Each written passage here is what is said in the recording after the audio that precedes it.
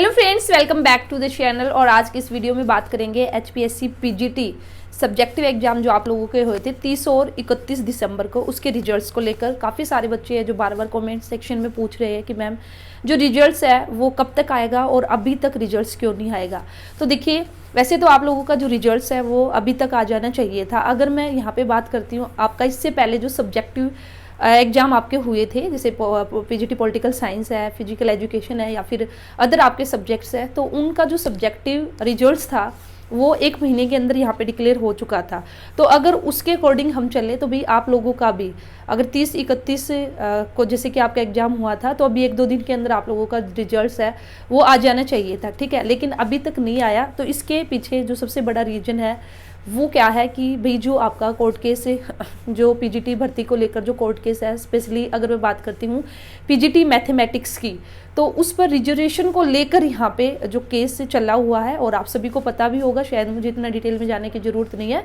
यहाँ पे जो प्रोमिला है वो कैंडिडेट है, उन्होंने यहाँ पे जो केस स्पेशली किया था और कहीं ना कहीं फेवर में यहाँ पे डिसीजन रहा है। और जिस वजह से यहाँ पे जो पीजीटी मैथ्स की अगर मैं बात करती हूँ तो उसका जो रिजल्ट्स ऑलरेडी आपका स्क्रीनिंग रिजल्ट्स आ चुका है, तो उसको रद्द करने की बात यहाँ पे कही गई है। और इसी के साथ ही भी जो पीजीटी मैथमेटिक्स का जो आपका ये केस था, तो उसका जो इफेक्ट है ना, उसका जो असर है ना, वो सभी भर्ती पर आपका पड़ेगा।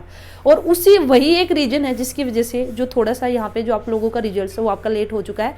एचपीएससी भी अपनी तरफ से यहाँ पे पूरी कोशिश कर रही है कि भी जल्दी से जो भी ये मामला है इसको सोल्व कर लिया जाए और फिर जो आगे की प्रोसेस है वो आपकी की जाए, क्योंकि एचपीएससी काफ़ी फास्ट वे में प्रोसेस है जो भी यहाँ पे वर्किंग है वो चली हुई है। जैसे कि आपको पता ही है पीजीटी पॉलिटिकल साइंस की तो ज्वाइनिंग भी आपकी करा दी चुकी है। देखिए, अगर यहाँ पे ये रिजर्वेशन को लेकर यहाँ पे कुछ भी इस तरह की अगर जो अभी सिचुएशन हुई है, अगर ऐसा आपका नहीं रहता तो अब तक आप लोगों का जो रिजल्ट है वो आप लोगों का आ चुका था। और इसी के साथ ही जितना जल्द हो सकता उतना जल्द ही एचपीएससी का जो पर्पस था कि जो रिक्रूटमेंट है इसको कंप्लीट, ये जो भर्ती है इसको पूरा किया जाए। बट अब क्या कर सकते हैं, ठीक है।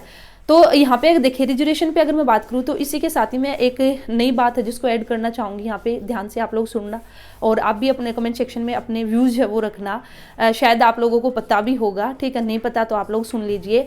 अभी 2-4 दिन पहले ही, आई थिंक 26-27 जनवरी को ही जो यूजीसी है ना, ठीक है, यूनिवर्सिटी ग्रांट कमीशन यूजीसी है, उसने क्या की, एक नई गाइडलाइंस है, एक ड्राफ्ट है वो जारी किया।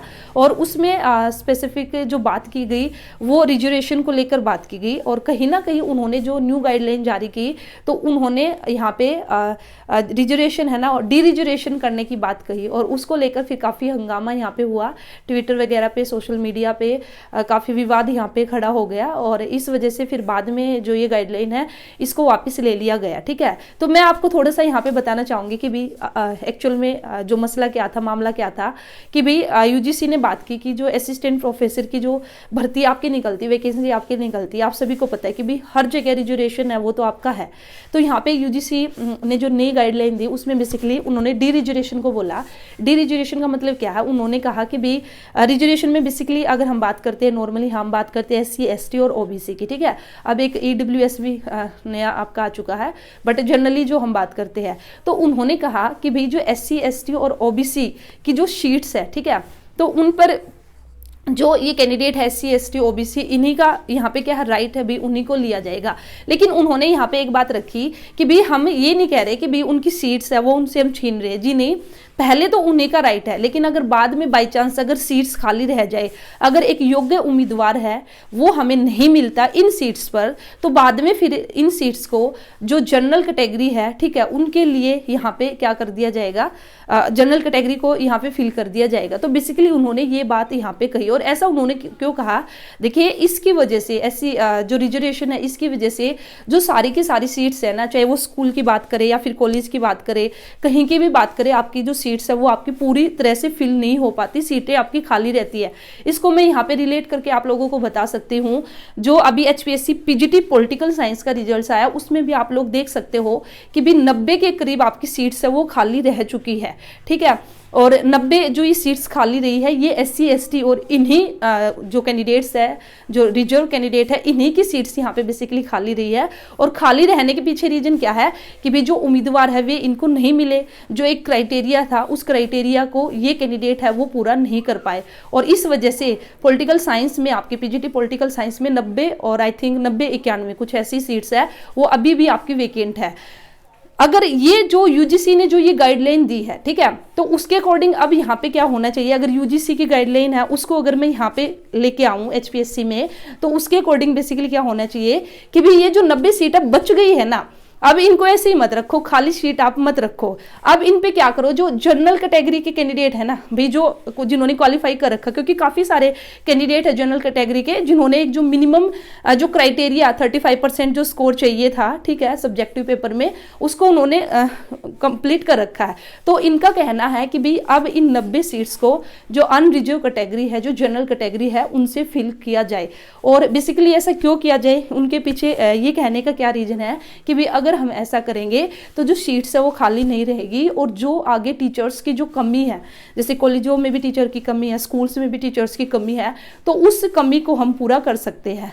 यहाँ पे इन्होंने जो एक आंकड़ा रखा है, आई थिंक थोड़े से ऊपर नीचे हो सकता है, आई थिंक 62% या 42%, 62 था मे बी, 62% आपकी जो सीट्स है ना वो हमेशा आपकी खाली रहती है, क्योंकि जो SC ST OBC कैंडिडेट है ये नहीं मिल पाते, और इस वजह से इनकी जो सीट्स है ना वो खाली रहती है। और इस वजह से कहीं ना कहीं कॉलेजेस के अंदर भी और स्कूल्स के अंदर भी अल्टीमेट भाई यहाँ पे सफ़र किसको करना पड़ता है, जो स्टूडेंट है उनको सफ़र करना पड़ता है। क्यों?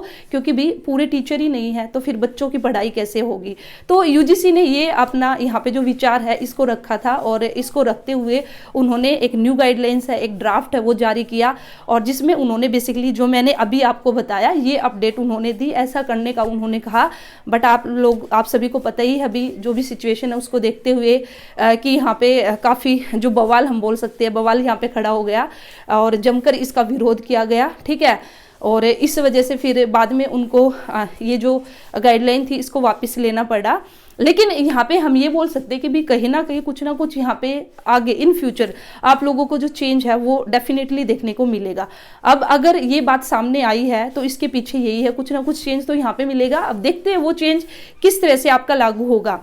तो ये बातें मैंने आपको इसलिए बताई भी, आप लोगों को भी इसके बारे में थोड़ी सी जो नॉलेज है वो जरूर होनी चाहिए। वैसे तो मुझे लगता है काफ़ी सारे बच्चे होंगे जिनको ऑलरेडी पता होगा, लेकिन फिर भी जिनको नहीं पता तो उनको भी एक नॉलेज यहाँ पे उनकी नॉलेज में आ चुकी है भी ऐसा भी कुछ चला हुआ है। और देखिए कहीं ना कहीं इस रिजर्वेशन की वजह से ही ये आपके जो केस वगैरह ये आपके हो जाते हैं, और जो भर्ती है वो आपकी अटक रही है। अभी HPSC अब करंटली आप बिल्कुल लाइव एग्जाम्पल आप लोगों के सामने है HPSC वैकेंसीज को लेकर।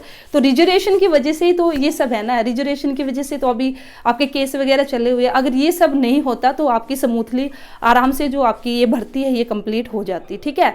तो देखते हैं अभी क्या होगा। तो यहाँ पे भी सभी जो सबके अपने अपने अलग अलग मत है, ठीक है, किसी के अकॉर्डिंग कुछ सही है, किसी के अकॉर्डिंग कुछ सही है। तो ये जो यूजीसी ने जो ये गाइडलाइन दी, तो मैं आप लोगों से जानना चाहूँगी कि भी आप भी अपने व्यूज़ जरूर रखिए कमेंट सेक्शन में, आपके अकॉर्डिंग क्या होना चाहिए। क्या अभी जो यूजीसी ने ये कहा है भाई ये सही है या फिर ये गलत है, ठीक है। अपने विचार आप लोग जरूर रखिए।